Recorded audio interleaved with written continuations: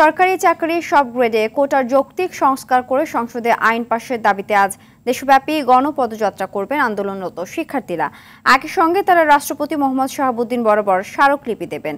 এরই মধ্যে ঢাকা বিশ্ববিদ্যালয়ের কেন্দ্রীয় গ্রন্থাগারের সামনে জড়ো হয়ে স্লোগান দিতে শুরু করেছেন শিক্ষার্থীরা।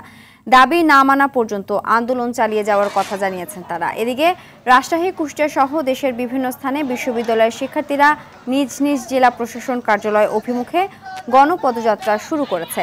জেলা প্রশাসকের মাধ্যমে রাষ্ট্রপতি বরাবর স্মারকলিপি দেবে আন্দোলনরত শিক্ষার্থীরা।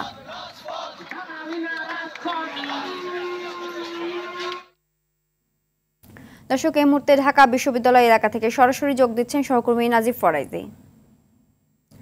নাজিব, পদযাত্রা শুরু হয়েছে কিনা, কি বলছেন শিক্ষার্থীরা, জানাবেন।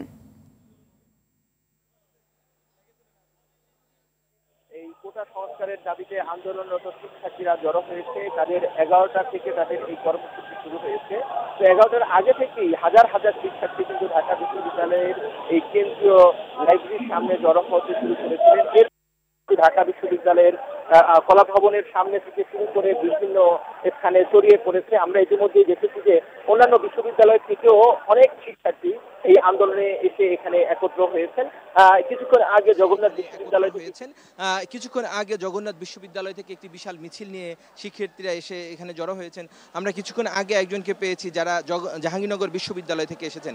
এবং ঢাকা বিশ্ববিদ্যালয়ে যে প্রতিদিন যারা আন্দোলন করেন, ঢাকা বিশ্ববিদ্যালয়ের বিভিন্ন হল এবং বিভিন্ন বিভাগ থেকে মিছিল নিয়ে এই কেন্দ্রীয় লাইব্রেরির সামনে জড়ো হন, তারা ঠিক আজ একইভাবে জড়ো হয়েছিলেন। কিছুক্ষণ আগে জমায়েতটি আমি যেখানে আছি এখানে ছিল। এখন এই জমায়েতটি কলা ভবন হয়ে সেই রাজু ভাস্কর্য হয়ে দোয়েল চত্বর হয়ে এটি বঙ্গভবনের দিকে রওনা হবে। কিছুক্ষণের মধ্যেই সেটি তারা শুরু করবেন। এর আগে তারা এখন পর্যন্ত এখানে অবস্থান করছেন এবং তারা বারবার বলছেন যে তারা শান্তিপূর্ণভাবে তাদের এই কর্মসূচি তারা চালিয়ে যাবেন এবং কোটার যে যৌক্তিক সংস্কার সেটি তারা চান। এবং তারা একটি বিষয় বলছেন যে শিক্ষার্থীদের কাছে যৌক্তিক সংস্কার হচ্ছে সর্বোচ্চ 5% তারা কোটা বহাল রেখে বাকি 95% তাদের মেধার ভিত্তিতে নিয়োগ, এটি তারা চান।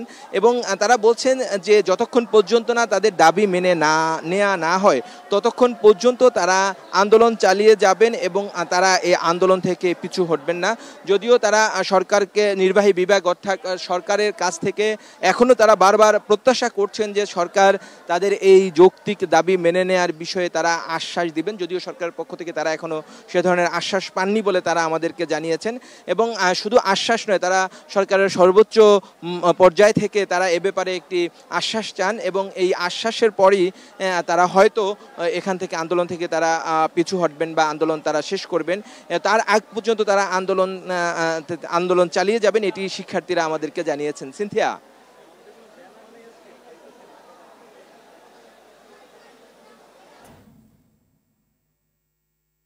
ধন্যবাদ।